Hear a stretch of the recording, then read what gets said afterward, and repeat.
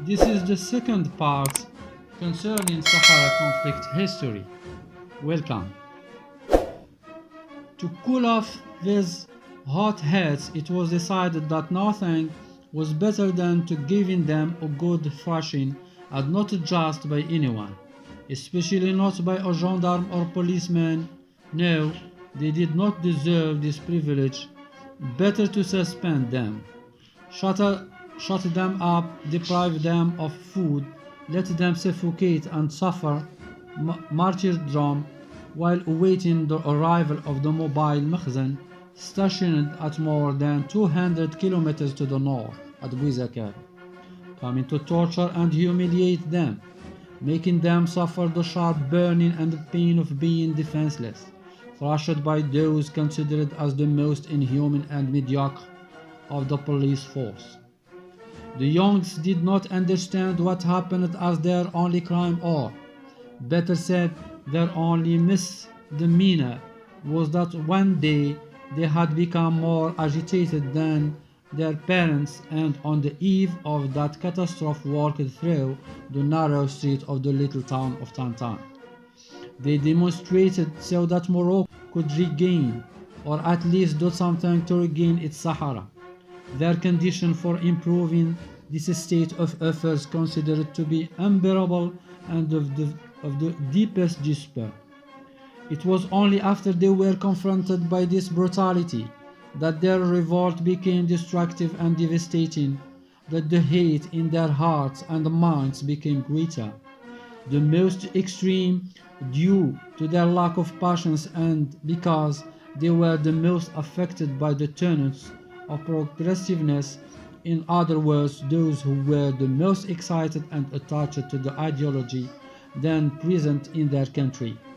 That is to say, the ones seeking the destruction, attempting to accelerate the pace of sudden change.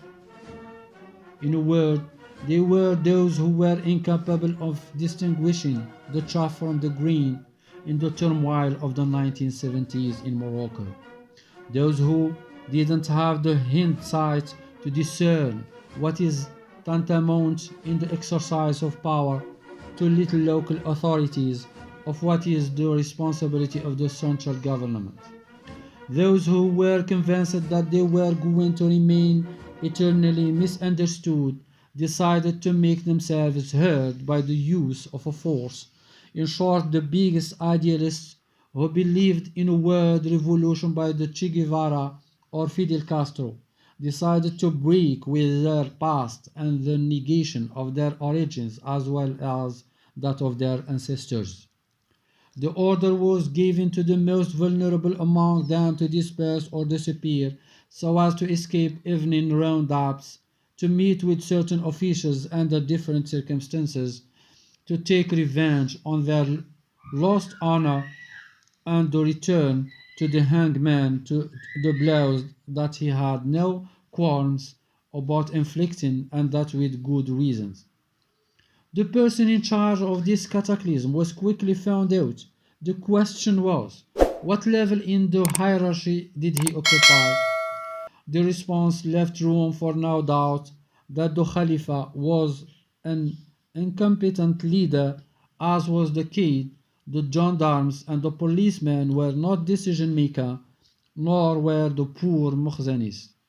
As for the governor, he was untouchable. No one of his staff could be held. The responsible person is the one who allowed this vermin of local officials to act like lions in the desert and now left them to find for himself. Thanks for watching and listening to the second part concerning Sahara conflict history. Goodbye.